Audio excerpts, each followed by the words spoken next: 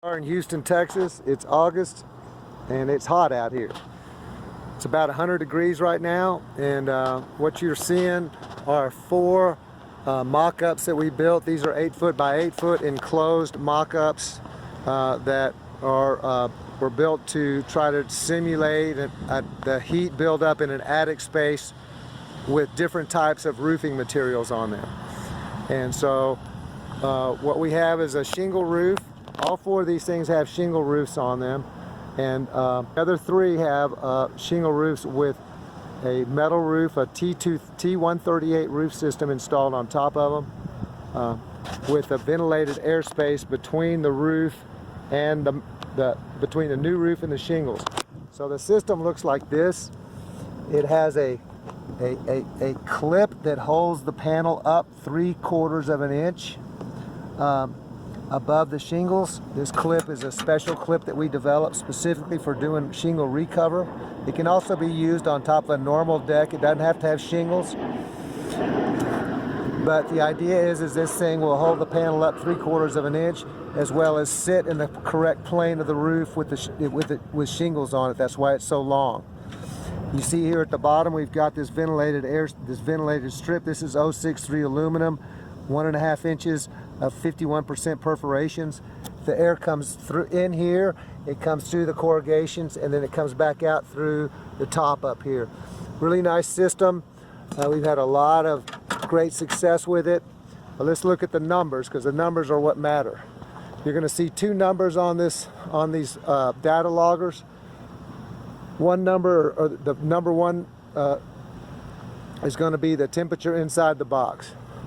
The second number will be the temperature outside around this data logger, which is not really that accurate because of the different positions of these things. I can just tell you it's about 100 degrees right outside right now.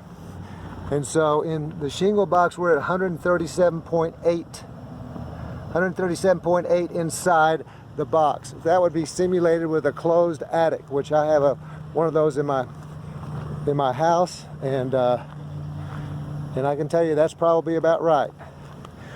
On this one, we're at 117.6 inside the box.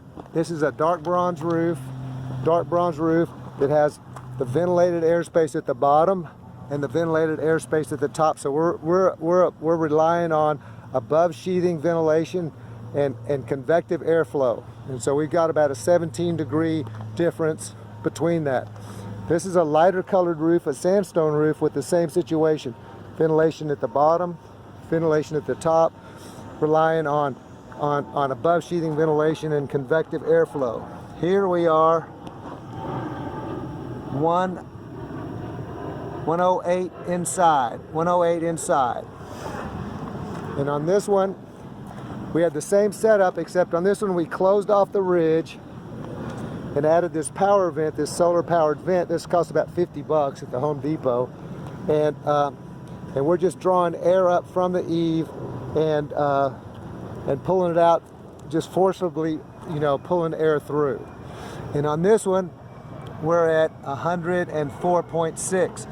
So this is basically about 4.5% higher than the ambient temperature out here, which is pretty darn good considering. And I can tell you, I put one of these roofs on my house with a closed attic, and that's exactly what it is. It's about 3 to 4% warmer inside the attic than it is outside. So this is really, I think it's a good demonstration on what you can get by putting a ventilated airspace on top of your roof.